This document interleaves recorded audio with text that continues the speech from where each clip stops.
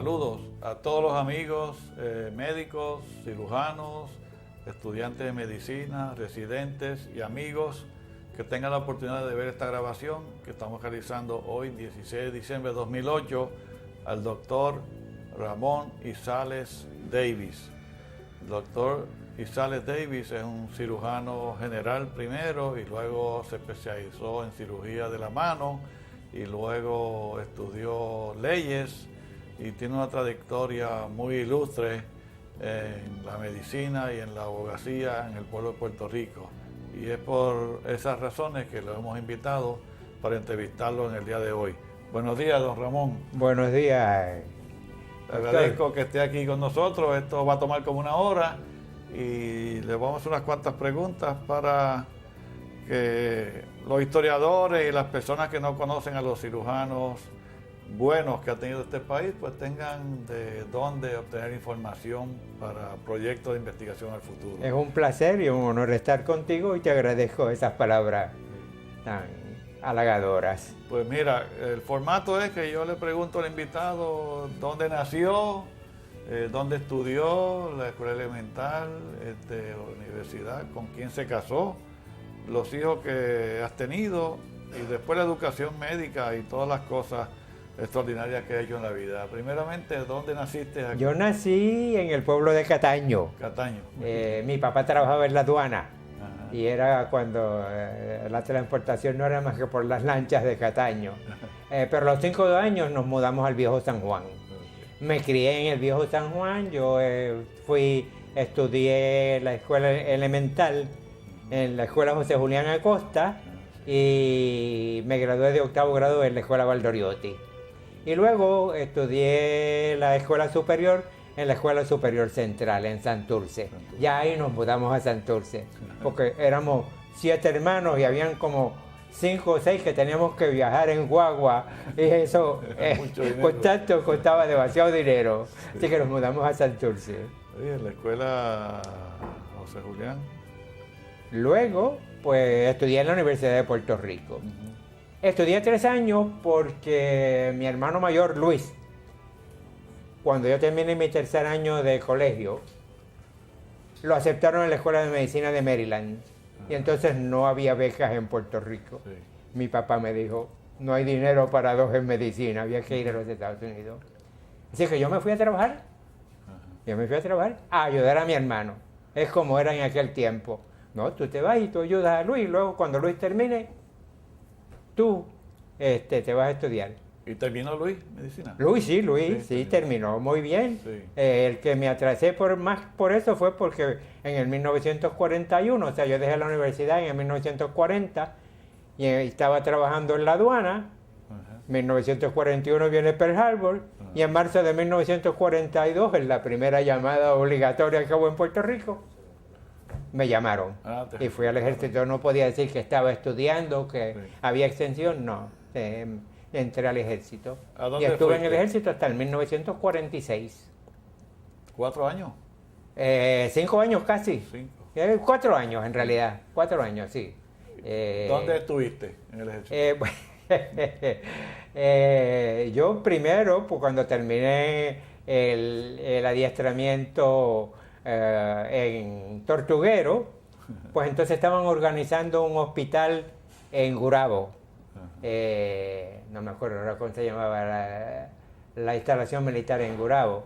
Y entonces estaban organizando un hospital allí. Y vieron que yo tenía 3 años de colegio en ciencia y me mandaron a Gurabo. Y allí, pues, cuando empezaron a adjudicar dónde iba a ir cada nuevo soldado que venía, pues me mandaron a la sala de operaciones. Y como parte de eso me mandaron 3 meses a venir a trabajar para adiestrarme en el Rodríguez, allá en el Morro, que era el Hospital Rodríguez. Entonces, era donde estuve allí 3 meses y entonces volví a Gurabo. Y yo estaba muy bien en Gurabo, yo trabajé en la sala de operaciones, seguida me subieron a sargento, yo atendía las operaciones, estaba hasta de asistente y esas cosas, y no quería salir de allí. Pero entonces empezó la invasión de África, y vino la llamada de que necesitaban oficiales de ingeniería. Y buscaron otra vez hombre de colegio y me mandaron a Fort Benning. Georgia. Y sí, terminé mi entrenamiento de infantero en Fort Benning. Estuve casi un año en Fort Benning y volví a Puerto Rico y fui al centro de entrenamiento para los reclutas. Y ahí pasé el resto de la guerra. No salí de Puerto Rico. No tuviste en de campo infantero. de batalla. Ok, muy bien. Con la suerte que al salir en el 46, pues yo me fui directamente con mi hermano Luis, que ya era residente en urología en Nueva York. Me fui con él para ir a solicitar a distintas escuelas de medicina en persona, porque yo tenía, en los 3 años, yo había terminado todos los requisitos para entrar a la escuela de medicina. Con la suerte que me aceptaron en Boston University. No tuve ni que ir. Era cuando había, quizás tú debes saber de esto, que había una junta de profesores, el profesor Santana, Mrs. Dexter y el doctor Raúl Quirós. Y eran los que entrevistaban a y eran los que decían, pues vas a tal sitio. Quirós, pues yo había sido muy buen estudiante con él y me llamó, me dijo, mira, tengo, y yo estaba en Nueva York, tengo una solicitud de Boston University, yo mandé 3 nombres, pero si quieres manda tu nombre. Me dijo, ¿cómo no? Él mandó mi nombre y fui el único de los 4 que aceptaron y estudié en Boston University, fue de 4 años. 46 al 50. Del 46 al 50, sí, sí, tuve la suerte de salir del ejército ya de final en mayo, con terminal leave y esa cosa, y empecé ya en septiembre en la Escuela de Medicina de Boston. Mira, y tu apellido Davis, ¿de dónde viene? La historia familiar que yo tengo es que era un ingeniero canadiense que vino a Puerto Rico a trabajar en la central de Carolina. Y ahí se estableció en Carolina y ese fue mi bisabuelo. Central de Caña de Carolina. Central de Caña de Carolina. Sí, de la central de Caña de Carolina. Todavía sí. Está la chimenea allí, ¿verdad? Oh, sí. Está la chimenea al lado del expreso. Sí, la Victoria, la central sí. Victoria. Ah, muy bien. Creo que era Victoria, sí. Cuando terminé escuela de medicina, pues me quedé en el hospital de enseñanza de la Escuela de Medicina de Boston, en el Hospital Municipal de Boston, que entonces era un hospital inmenso. Era un hospital de 1.500 camas. Sí. Habían 3 servicios de cirugía, por ejemplo. Harvard tenía un servicio, la Escuela de Medicina de Tufts tenía un servicio y Boston University. Y ahí estuve 5 años. 5 años. ¿Hiciste cirugía general allí? Era cirugía general. Y era entonces todavía el sistema piramidal. Empezábamos 8 internos y terminábamos 2. Sí. Al ser jefe residente, éramos 2 jefes residentes, pero el jefe mío nos dividió en que por 6 meses uno de los 2 era el que corría el servicio y el otro era lo que él llamaba el teaching resident. Nos compartíamos todas las conferencias que se daban en el servicio, darle conferencias a los estudiantes, organizar toda la cuestión educativa, pero además había un nuevo servicio establecido en Boston City Hospital, el servicio de la mano. Fue el primero que hubo en los Estados Unidos. Muchos cirujanos que habían vuelto de la guerra y habían cogido experiencia en cirugía de la mano, pues empezaron a fundar servicios de la mano en distintos hospitales. De esos 3 servicios hicieron un solo servicio, es decir que era un servicio con 3 escuelas de medicina. Y entonces, además de ser teaching resident, yo fui por 6 meses lo que llamaban el hand resident, en que todo caso de la mano que viniera, pues fuera el servicio que fuera, me tenían que llamar a mí antes de decidir qué iban a hacer, quién lo iba a operar y esas cosas, o si teníamos que llamar al attending. Así que tuve 6 meses de cirugía de la mano dentro de ese servicio de cirugía general. La experiencia allí fue extraordinaria, ¿no? Una experiencia extraordinaria. Tremenda, y sobre todo que trabajé con una serie de distintas personas, o sea, no era solo mi servicio, tuve que trabajar con cirujanos de Harvard, con cirujanos de Tufts, así que fue una gran experiencia, tremenda. Y vine a Puerto Rico, entonces había que tener un trabajo para tu poder. Ahí fue que el jefe te distinguió como el mejor residente que había tenido en muchos años, ¿no? Bueno, una de las cosas que más yo aprecio, quizás lo que más yo aprecio, es que él escribió un libro de la mano, sí, y en la dedicatoria, me pone una dedicatoria a mí, escrita de su mano, en que me dice que me cualifica como el mejor residente que él ha tenido en el tercer servicio quirúrgico de Boston University. Eso pues, sí, imagínate. Sí. Todavía me emociono. Tienes el libro todavía, ¿no? ¿Tienes el libro? De acuerdo. Okay. Entonces, ¿regresaste a Puerto Rico? Regresé a Puerto Rico. Entonces, había que tener un trabajo para tú poder... No había mucha práctica privada. ¿Cuándo te casaste? Me casé en el 1900... espérate, mi mujer me mata si me oye decir esto, 54, ajá, en el 1910, el 16 de enero de 1954. ¿Te casaste acá, entonces? Sí. ¿Te casaste acá? Allá, yo todavía era jefe residente. Me acuerdo la frase del cirujano, del jefe de cirugía, mi jefe dice, ¡ay, se nos dañó ya un cirujano tan bueno que ni se casó! Ya perdimos ese cirujano. Sí, terminé y entonces nos vinimos a Puerto Rico. ¿Tu esposa es de Boston? Mi esposa se llama Phoebe Forsyth.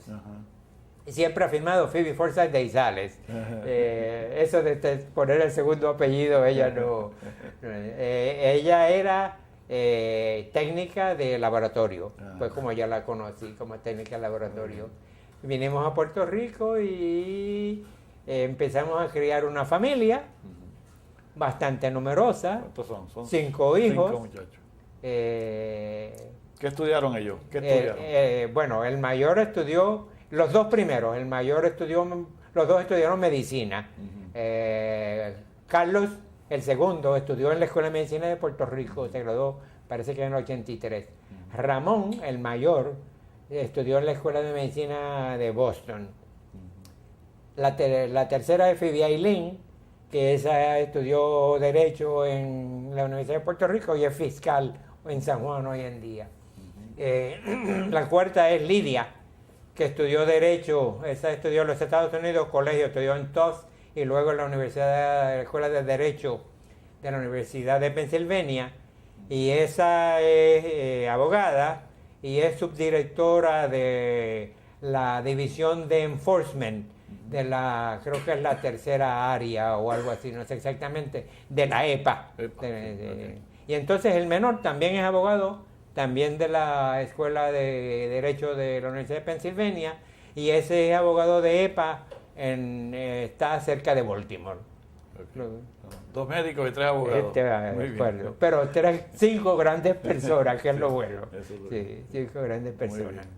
Y entonces llega a Puerto Rico, ¿y dónde empieza a trabajar? Bueno, como te dije, había que buscar trabajo. Sí. Y no tenía trabajo. Y entonces, pues, mi hermano Luis, que entonces había empezado a hacer urología en veterano, conoció al doctor Blas Ferraioli, que trabajaba con el Fondo del Seguro del Estado.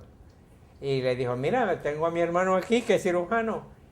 Doctor Blas Ferraioli, pues, preguntó allá, había una plaza de un cirujano que había pedido unas vacaciones largas de 3 meses. Me ofrecieron ese trabajo, 3 meses.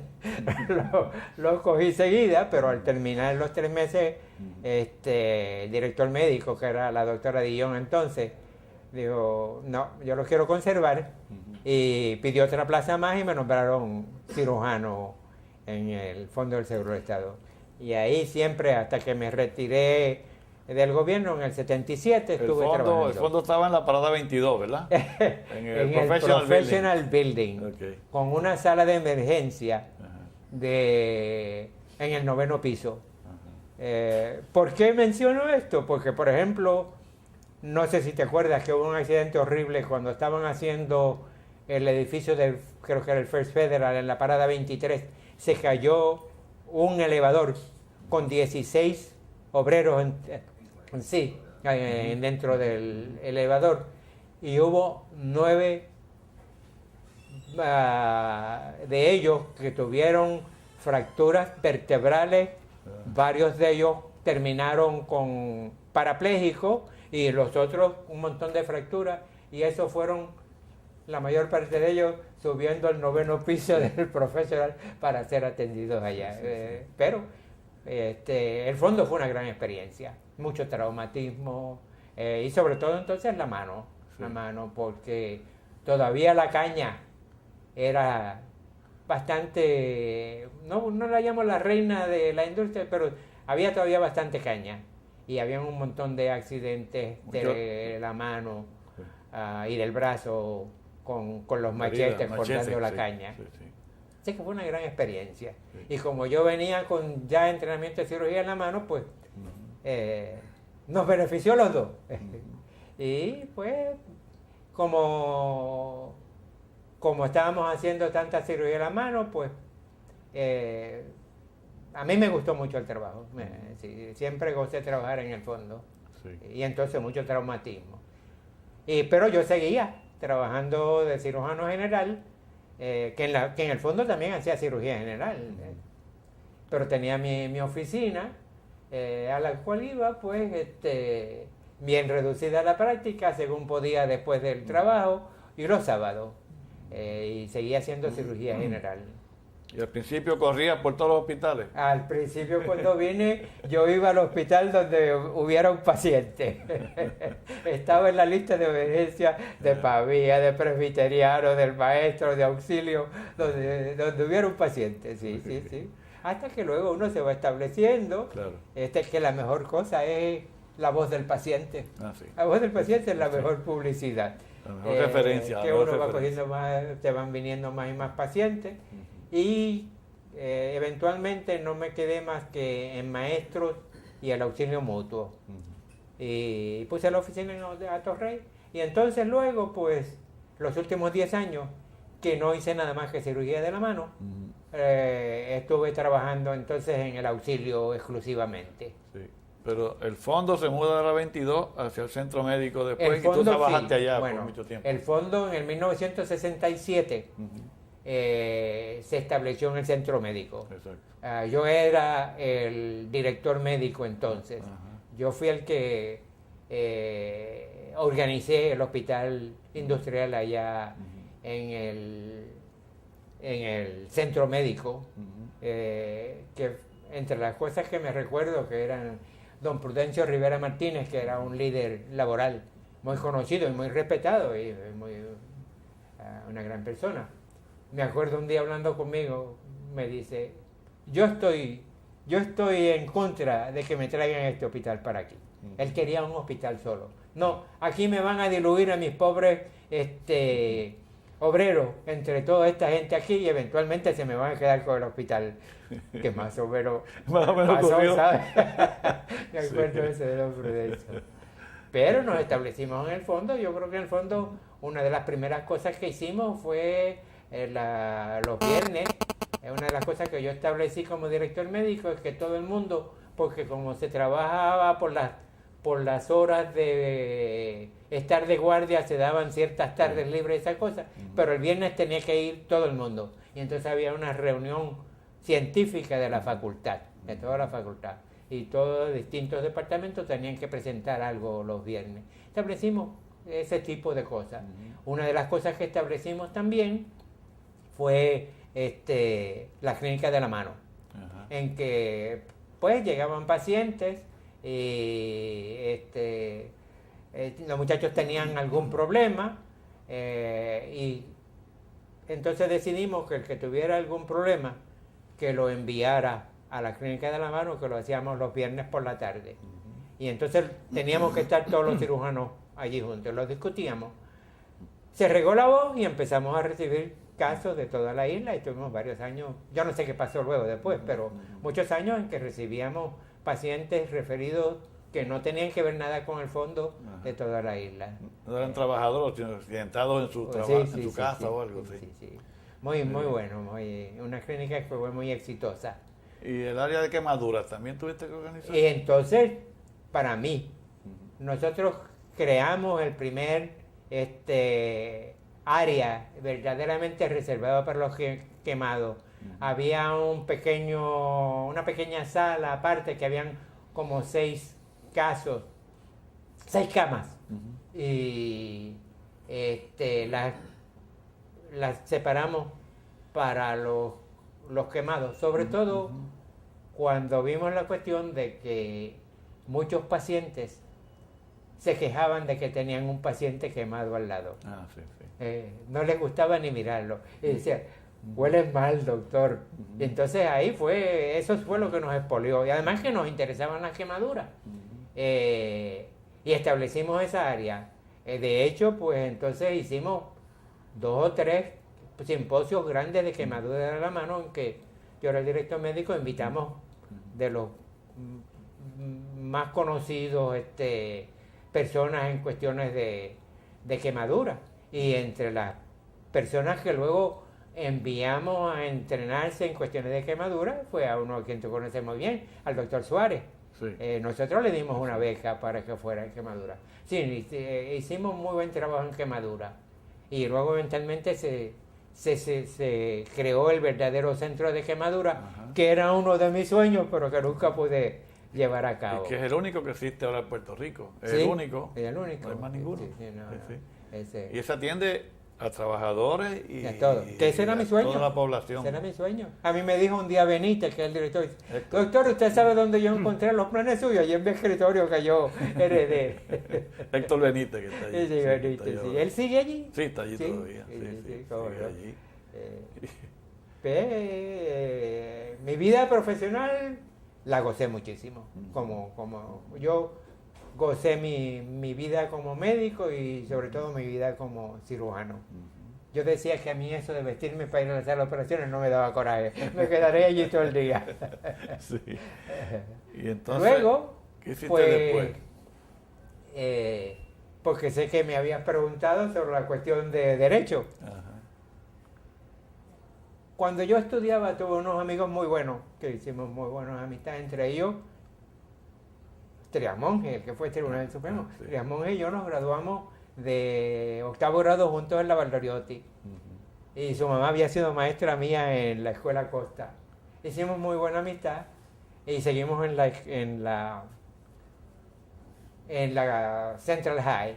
El otro, Pedrito Muñoz Amato, que también fue un abogado muy distinguido. Y era Moncho, vente con nosotros a estudiar Derecho. No. Mi sueño fue medicina. Así que siempre conservé una cuestión, pude haber sido abogado. Luego, cuando mis hijos ya estaban bastante criados, mi mujer, a quien siempre consideré una mujer muy inteligente, y que me parecía que se iba a aburrir de seguir de ama de casa, empezamos la cuestión de que volviera.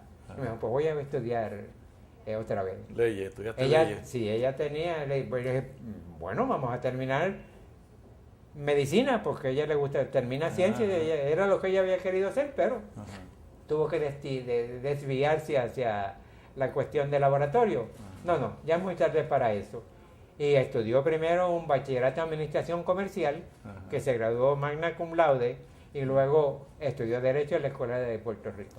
En español. Acuérdate que mi mujer, cuando vino a Puerto Rico, no sabía una palabra de español. Sí, ahora lo habla bien ahora. Nada. Uno de los chistes buenos que tenemos es que cuando ella iba a comprar un libro en la biblioteca, pues cuando decían los nombres en inglés no lo entendía. en la donde vendían los libros. Y había un nombre de un catalán que se pronunciaba distinto y ella lo pronunciaba como si fuera en español y no lo tenemos. Yo, pues déjame ir, yo voy allá. Pues, hombre, es este libro. Pero entonces ella estudió Derecho. Yo fui a una convención de la Sociedad Americana de Cirugía de la Mano en el 1900, por ahí por el 70 y pico. Y vine enfermo. Nunca se supo qué era. Tuve una pulmonía. Se mandaron las cultivos y todas esas cosas a Atlanta y todo eso. Nunca se creció nada. Yo decía que era el Legionnaire's Disease, que todavía no se sabía, no se conocía la bacteria. Sí. Los que me atendieron no querían, no, eso que no pudieron cultivar nada, no fue eso, pero llegaron a pensar que tenía hasta cáncer, y yo estuve 3 meses en que no me dejaron trabajar, estuve 6 semanas en el hospital, entre ellos veteranos, una cosa medio chistosa, yo estaba en maestro, decidieron cambiarme a veterano porque creían que era cáncer, porque era donde había el primer endoscopio para tráqueo flexible en Puerto Rico. Endoscopía, sí. Mi hermano era jefe de urología, como te dije. Se regó la voz el doctor Izal, el hermano del otro doctor Izal, vienen para hacerle, David Rodríguez, hacerle una esófago, una ¿traqueostomía o endoscopía? Sí, ¿traqueostomía? Sí, no traqueostomía, sino endoscopía. Sí. Endoscopía, el lunes había una enfermera que dijo hay que esterilizarlo y le metieron al autoclave. Cuando llegamos al otro día, pues no había endoscopio. Y entonces David me lo hizo con el endoscopio rígido. Sí, sí. No, salió que no era cáncer, pero aún así me tuvieron 3 meses que no me dejaban trabajar. No, pero mira ellos, no. Por suerte mi mujer ya trabajaba. Y entonces, pues, como me estaba aburriendo en casa, empecé a ir con ella a la escuela de Derecho, a las clases. Además de hacer mi terapia, que hice una terapia muy extensa. Y me gustó lo que oí, sobre todo un curso de familia, y me interesó. Solicité, me aceptaron y estudié Derecho. ¿En la Universidad de Puerto Rico? En la Universidad de Puerto Rico, sí. Y entonces, pues, pasaron varios años y me llamó uno de mis profesores de la Escuela de Derecho, 2 de ellos, para ver si organizaba un curso de medicina legal en el Colegio de Derecho, que no era la primera vez que se enseñaba. El doctor Herminio Brau, sí, un profesor de ciencia, de química en la universidad, había dado un curso, fue el que primero que dio el curso, pero un curso de medicina, yo no era médico. Yo di un curso de medicina legal, y Perelló también, que antes que yo lo dio por 2 o 3 años el doctor Perelló, el cardiólogo. Y ahí fue que en realidad también me entrené en bioética, y ahí fue también que pues intervine en la cuestión de bioética. Y además, pues un bufete que se dedican a la defensa de casos de malpractice, pues iba como consultor. Yo iba una vez a la semana, veía los casos de malpractice, me reunía con ellos, analizaba a todos los médicos, se los ponía que lo entendieran, veía las acusaciones y veía cómo las podíamos contestar, ayudaba en las preguntas que se le hacían a los expertos y esas cosas, y lo gocé mucho también. Ya me retiré por completo. Enseñar, yo hubiera seguido enseñando en el curso, pero perdí la audición y ya era muy problemático enseñar. Así que ya estoy completamente retirado. Brau después estudió leyes, ¿no? Brau, Herminio Brau. Herminio Brau, sí. Fue después, ¿no? No, fue primero. No, Brau fue primero. Brau era profesor él era el jefe de química. en la Universidad de Puerto Rico. Sí. Luego fue el jefe y el que organizó el Instituto del Ron en Puerto Rico. Yo no sé si tú conociste. Fue un instituto que fundaron que fue el que trajo la mayor de las... mejorar la producción del ron. Era un hombre de mucho mérito. Y entonces estudió Derecho. Y enseñaba hipotecario, y enseñaba daños y perjuicios, y enseñaba medicina. Dio un curso de medicina legal que lo dio por varios años. Pero Brown quería enseñar medicina. La broma era que él era un médico frustrado. Entonces, después de Brown, que no se dio por varios años, Perelló, el doctor Perelló, que había estudiado Derecho, Sí. dio el curso como por 2, 3 años. Luego pasaron varios años, nadie lo dio, y entonces cuando me invitaron yo di el curso que todavía sigue el curso. Herminio Bravo es el papá de Ricardo Bravo, ¿no? El papá de y Ricardo del Bravo. juez Herminio Bravo del apelativo también, ¿no? ¿Perdón? Tiene un hermano que es abogado, juez. Oh, sí, que se llama Herminio. también, sí, Sí. que juez, sí. Ok. No, Herminio Bravo era una gran persona. Y Herminio padre fue el que escribió un libro sobre daño y perjuicio también, ¿no? También, sí, Daño y sí, perjuicio, que es un enseñó clásico Daño y perjuicio también. en sí. leyes, es un Sí, libro sí, clásico sí, en leyes. sí. Muy bien. Y pues ya estoy completamente retirado. ¿Ya no vas al bufete que asesoraba? ¿Ya no vas? Ah, Al grupo de que ibas a asesorar de abogados. no, uno de los abogados me llama cuando tiene un caso difícil y voy y lo veo con él y hago lo mismo que hacía de analizarlo, ver las fallas de nuestro defendido, ver cómo se puede contestar eso, ver las fallas y de lo que lo acusan los expertos del otro lado. Pero es muy, o sea, no es formal como era antes. Yo era Sí. miembro del bufete, yo iba una vez a la semana y entonces me reunía con ellos. Varias veces organizamos durante de eso, pues periódicamente organizábamos una conferencia médica que yo les daba para ponerlos al día, porque cuando el abogado que está llevando el caso está al frente en el tribunal Claro. y tiene un perito, él tiene allí mismo que él sacar conocimientos y Claro. saber primero qué pregunta Sí, sí, ¿qué pregunta va a hacer? sí, y responder a lo que le dice el perito, ¿sabes? Ajá. Así es que yo también pues daba conferencias sobre mayormente cuestiones de anatomía y Sí. cuestiones de fisiología. Sí. Sí. ¿Y tu, También lo gocé mucho. ¿Y tu esposa trabajó como abogada? Mi esposa, pues, después que se fue a trabajar, entonces,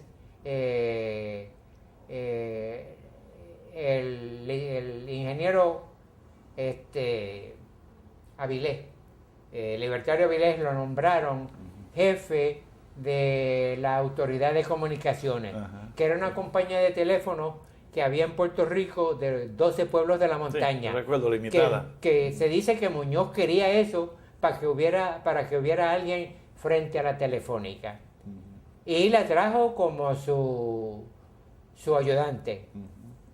Ella había estudiado Derecho, pero ahí a la marcha se hizo una experta en comunicaciones. Y entre otras cosas, pues de Washington, de una agencia que tiene que ver con las telecomunicaciones, y daban unos cursos por correspondencia, y ella completó unos cursos de ingeniería de telefónica, que duraron como 2 años.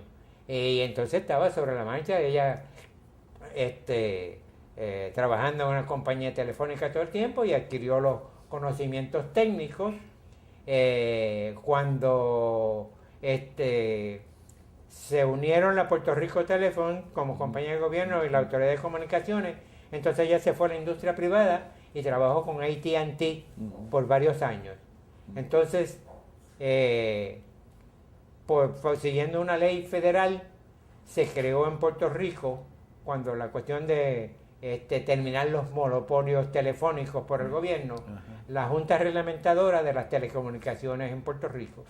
Y fue la primera presidenta, el gobernador Rosselló la nombró la presidenta de la Junta Reguladora de Telecomunicaciones de Puerto Rico.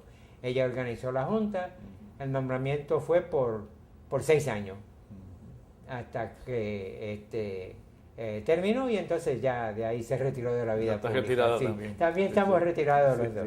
sí. Sí. Mira, y tú tuviste que ver con la Asociación de Cirujanos de la Mano en Puerto Rico, ¿no? La Sí, asociación. como te dije, mira, ¿Quién la fundó y cómo yo la quería organizar una sociedad en Puerto Rico. Y Bernal, que había venido de ustedes, del universitario, había venido a trabajar con nosotros, todavía iba al universitario, y empezamos a hablar. Y me dijo, mira, yo corro el club, el Journal Club del universitario con los residentes de cirugía. Y yo creo que es una buena idea. Hacemos el club que se reúna con los residentes e invitamos a otros residentes que vengan, a otros cirujanos que vengan. Así que empezamos a trabajar eso y entonces hubo una convención internacional de rehabilitación en Puerto Rico que vino gente de todo el mundo. Entre Bernal y yo, entonces invitamos a 3 cirujanos muy conocidos, como a un francés, a un argentino, que era muy conocido, y de Estados Unidos el doctor Carroll, como consultores. Y nos reunimos, tuvimos una reunión, invitamos a la gente que sabíamos que hacía cirugía de la mano en Puerto Rico. Tuvimos una reunión y ahí nos organizamos como la Asociación Puertorriqueña de Cirugía de la Mano. Y entonces el primer presidente fue el doctor Bernal.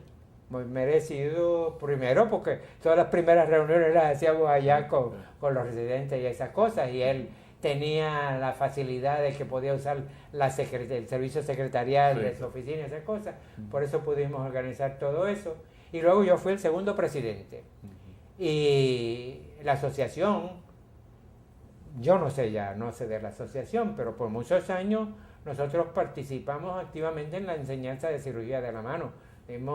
Dábamos alrededor de 3 conferencias muy concurridas alrededor de la isla, la mayor parte ya dedicada a los médicos de familia y generalistas, con la cuestión de que supieran cómo manejar los problemas de la mano que vinieran antes de referirlos a los cirujanos de la mano.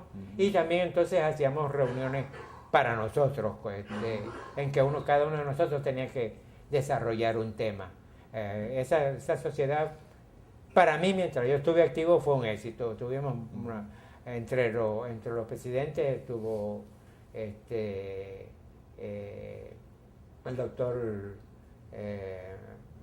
Mickey, mira cómo se me olvida, muy activo, que murió joven. ¿Ah? Murió joven. Murió joven, Mickey, murió sí, joven, de se operó Mayagüez, el corazón de Mayagüez. y murió joven. Sí, sí. Muy bueno, y fue muy, muy activa esa sociedad. ¿En qué etapa está ya? Yo no sé, ya me retiré por completo. Y a nivel internacional también estuviste en un grupo, ¿no? Como yo te dije, yo entré a la Sociedad Americana de Cirugía de la Mano. Fue el primer puertorriqueño que aceptaron. Y entonces, se había organizado lo que llamaban la Federación Internacional de Asociaciones de Cirugía de la Mano. O sea que todas las asociaciones pertenecían a esta federación. Se hacía una convención cada 3 años, fantástica, en distintos sitios del mundo. Y entonces empezaron en cierto momento a nombrar pioneros en cirugía de la mano. Y nombraron las personas más conocidas en los distintos países, sobre todo Estados Unidos, Japón, Inglaterra, Francia, esto. Pero luego lo extendieron y empezaron a buscar personas que se habían distinguido en distintos sitios, y en el 1998 en Canadá, en Vancouver, en la convención de esta federación, junto con otros 12 cirujanos, pues me investigaron como pionero en cirugía de la mano, lo cual pues un gran honor. Sí, muy bien. Y una ahora, gran satisfacción. ajá, no hay duda. ¿Y qué estás haciendo ahora? ¿Qué haces ahora? Estoy En el retirado. retiro, sí, pero- Estoy retirado. Yo siempre me acuerdo, un amigo mío que fue un contador público autorizado, muy conocido aquí en Puerto Rico en su tiempo, y luego él se retiró. Y me acuerdo un día que me encuentro con él. Oh, ¿cómo estás? Y nada, mira, Moncho, déjame decirte algo. Esa cuestión de que tú oyes, de que no te retires, que te vas a aburrir, yo no me aburro. Yo estoy contentísimo de no hacer nada. Y yo en estos momentos, mira, juego golf y me mantengo a un emisario, pues yo voy y halo un carrito caminando y esas cosas. Yo siempre fui un lector muy voraz. Me da tiempo ahora para leer todo el tiempo que estoy en casa, leo. Ya mayormente lo que leo es ficción y mayormente cuestiones de misterio, de detective y esas cosas. Pero también pues me gusta leer cosas culturales de tiempo en tiempo y tengo tiempo para leerlas. Por ejemplo, pues la revista El Domingo, El Nuevo Día, que sale una sección que es bastante literaria, esa me la leo completo. Me leo hasta la cuestión del idioma, que ponen ciertas columnas sobre el idioma español, que siempre me interesó. Me acuerdo, yo leía una columna que salía en el San Juan Star de William Safire, que escribe sobre la cuestión de la gramática y el idioma inglés. Y en El Mundo salía una de otro puertorriqueño, un lingüista muy conocido en Puerto Rico que murió hace tiempo. Y me acuerdo que en un domingo, en ambos periódicos, salió una columna en que ellos discutían la cuestión del significado de la palabra enemigo y la diferencia entre enemigo y antagonista. Y para mí eso fue interesantísimo. Siempre me gustó leer y lo que cayera en mis manos lo leía. Mira, cuando estudiaste en San Juan, escuela elemental, ¿tú conociste a Gumersindo Blanco? ¿Perdón? ¿Conociste a Gumersindo Blanco? Bueno, Gumersindo era un poquito más jovencito que yo. Más joven. No tanto, pero es más joven. No lo conocí. Gumersindo era más joven que yo, sí. Porque estudió en San Juan también, escuela elemental. Oh, sí, pero fue después mío. No conocí. Yo vine a conocer a Gumersindo cuando ya en la escuela que vine a la escuela de medicina. Mi sueño es volver a Puerto Rico, fue entrar a la escuela de medicina. Y de hecho yo le había escrito al doctor Noya. Y mi jefe me había dado una carta recomendándome. Y doctor Noya me escribió, yo recibí una carta de doctor Noya en Ponce, que le iba a estar por Europa, fue de aquellos viajes que hacía el gobernador Muñoz Marín para Europa, y él fue de médico. Yo no voy a estar aquí, pero está el doctor Rafucci. Así, de pronto llegué, yo fui a ver al doctor Rafucci, que había sido compañero de estudios mío en la Universidad de Puerto Rico. Pero Rafucci me dijo, Moncho, a mí el doctor Noya no me dijo nada. ¿Y puesto ahora yo? Primero que no tengo material para nombrarte, y puesto no hay ninguno. Hay que esperar a que venga el doctor Noya. Y tan pronto llegó el doctor Noya, yo fui a verlo. Mi sueño era quedarme en la escuela de medicina. Me gustaba la academia. Y entonces me dice, doctor, yo le escribí porque había un cirujano que enviamos a California a entrenarse, no sé en qué. Doctor Quiñones me parece que se llamaba. Y él nos escribió que se iba a quedar por allá. Pero entonces decidió volver. Así que no tengo la plaza. Yo estaba sin trabajo y se apareció el trabajo del Fondo del Seguro del Estado que te mencioné. Luego más años, más tarde, entonces pues doctor Rafucci pues me dio un nombramiento de ad honorem en la escuela de medicina, en que iba y daba como 4 o 5 conferencias al año. Luego, más tarde, Gumersindo, pero entonces yo era abogado. Ajá. Y Gumersindo doctor Blanco había organizado una cuestión de una semana en que se le enseñaba cuestiones de administración de la oficina y problemas legales. Legales y éticos. Legales. Y ahí pues yo también me acuerdo, porque había una abogada que daba ese curso, y murió repentinamente. Y entonces me llamó el que estaba de jefe de decano de la Escuela de Medicina, me llamó mire doctor, pasa, lo llamo de emergencia. Si me puede dar ese curso la semana que viene porque se nos murió la licenciada tal y tal.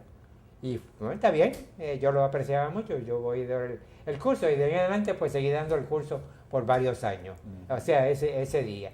Además de ir, pero luego terminó el nombramiento y no me renombraron pues. Sí. A Santiago del Pin, una vez me llamó, me dijo, mandé su nombre para nombramiento, pero no me lo extendieron.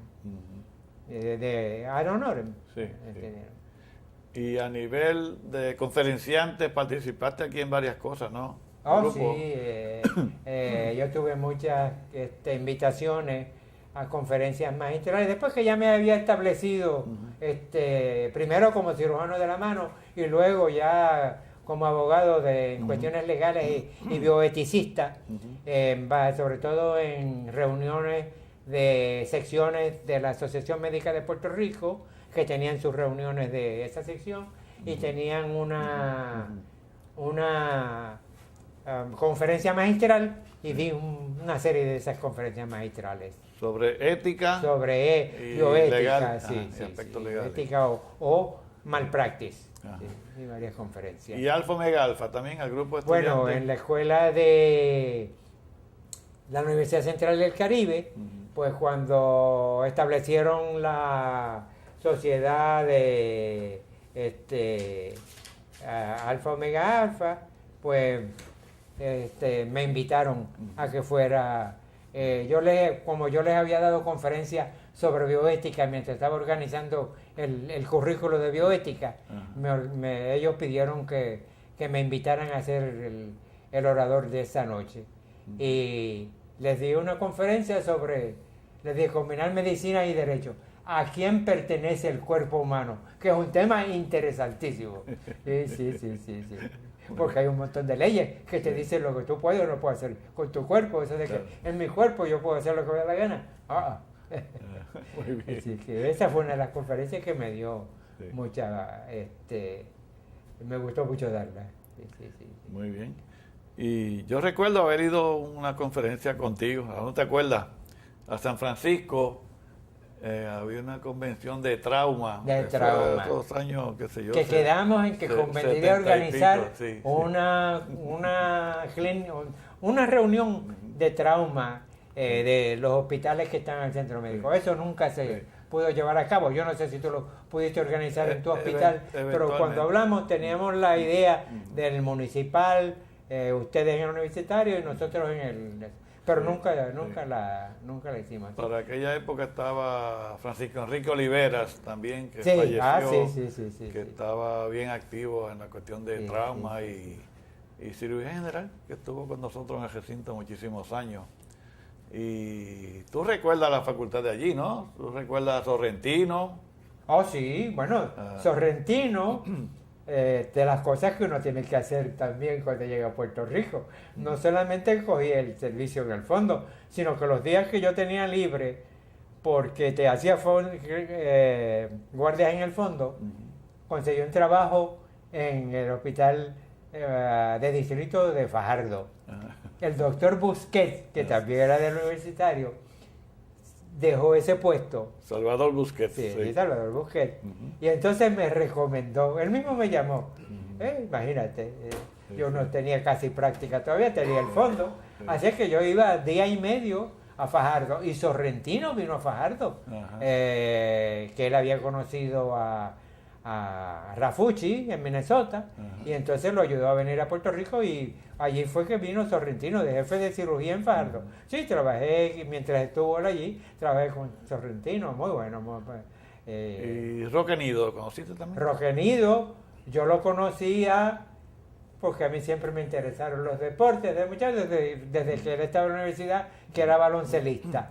Y yo estaba muy aliado con el equipo de baloncesto de San Juan, mi hermano había sido capitán y esas cosas, así que lo conocía desde entonces. Y lo conocí cuando se fue, de hecho cuando se fue a estudiar medicina, me acuerdo que vino a consultarme una vez, así que lo conocía muy bien. Y luego lo conocía en cuando estaba en Bayamón, que estaba reciente, ¿no?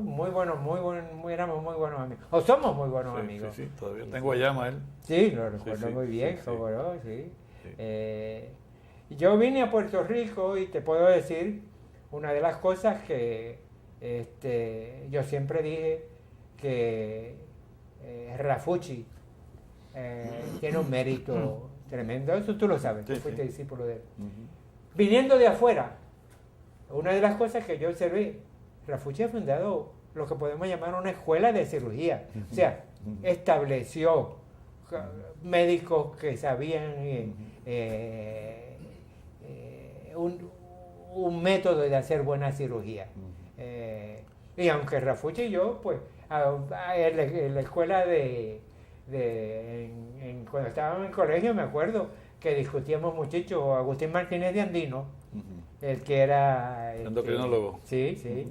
Agustín y yo éramos muy buenos amigos también, estudiábamos juntos en la universidad. Y a veces me acuerdo que teníamos unas discusiones con Rafucci tremendo, porque Rafucci cuando él decía que una cosa era así, pero nos hicimos muy buenos amigos, yo conocía a Rafucci muy bien. Sí. Y entonces, pues, siempre conservamos la comunicación en ese sentido de amigos y de cirujanos. Y ahí fue pues, que yo conocí a Sorrentino. Pero cuando yo vi cómo se estaba enseñando en el hospital universitario, había que darle crédito, desde luego.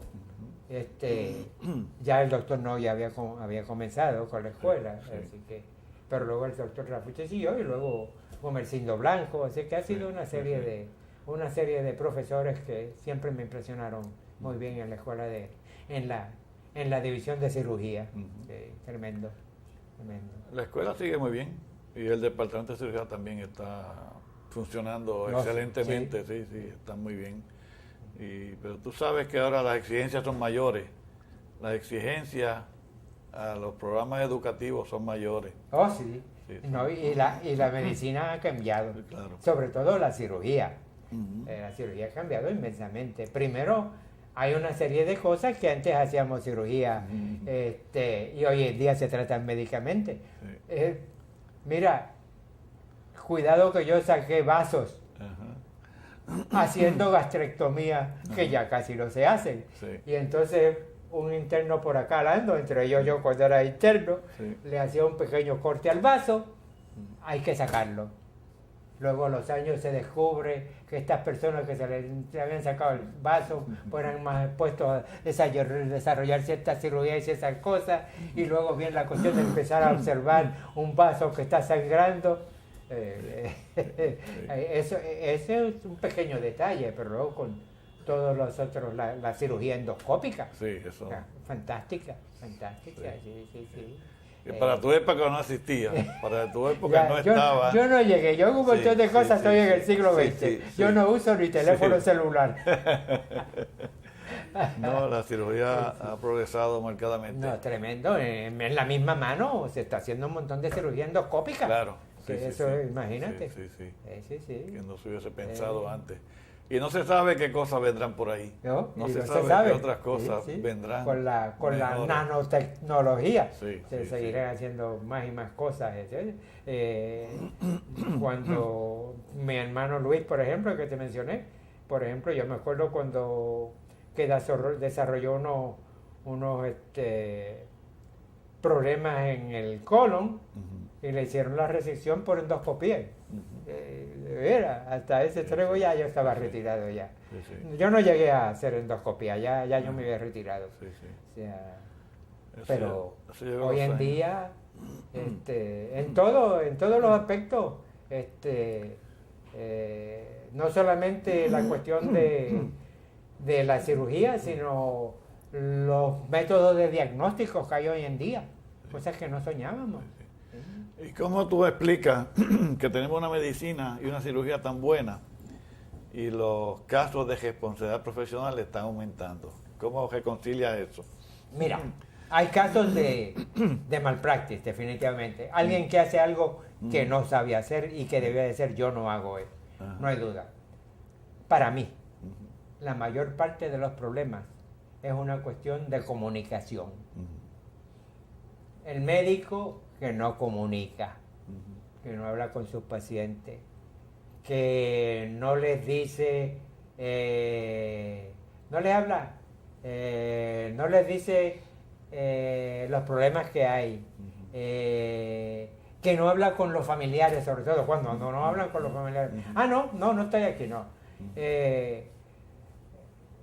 El otro problema es el médico que yo lo llamo abandono. Lo llaman de un problemita con un paciente. Sí, yo voy más tarde. Y cuando viene la cuestión se ha hecho. Te diré, pero eso es abandono. Eso es abandono. Y yo creo que la mayor parte de los casos en realidad no es tanto la impericia en sí, que como te dije, existe definitivamente, la existe. Los casos los he visto. ¿Por qué hizo esto?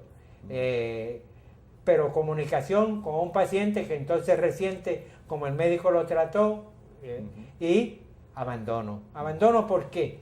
Porque en el momento en que se presentó una emergencia, no estuvieron allí a un tiempo razonable.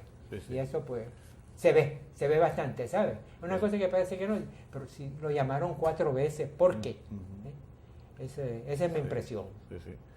Es correcto. Es estar al lado del paciente cuando el paciente tiene una complicación, digamos, pues, y él pide que lo ayuden, ¿no? Y la complicación le puede ocurrir a cualquiera, y eso se acepta en las cortes y en todos sitios. Que pueda haber una complicación técnica o de omisión o comisión, porque nadie es perfecto, pero estar disponible. Pues yo digo que el doctor, como el abogado también, y el maestro, están regidos por un código de ética bien estricto. Que tú tienes que, para evitarte problemas precisamente. Y si el paciente percibe que tiene una emergencia o una complicación, pues entonces hay que atenderlo para evitar eso. Déjame decirte que yo participé en la configuración de el código de ética del Colegio Médico Cirujano, porque nombraron una comisión que lo elaboró, en el cual yo también estaba en ese comité. Y la monja esta que te digo, que era doctora en filosofía, bioética, estaba el padre Ferrer también, estaba José Rafael Echevarría, que te lo he mencionado, y estaba yo, había un par de personas más. Y estuve en ese comité que elaboró ese código de ética. Muy bien, pues Ramón, se nos acabó el tiempo. Bueno, gracias por estar con nosotros aquí. Es un placer estar contigo. Y espero que sigas bien de salud. Cómo no, gracias. Bien, adiós.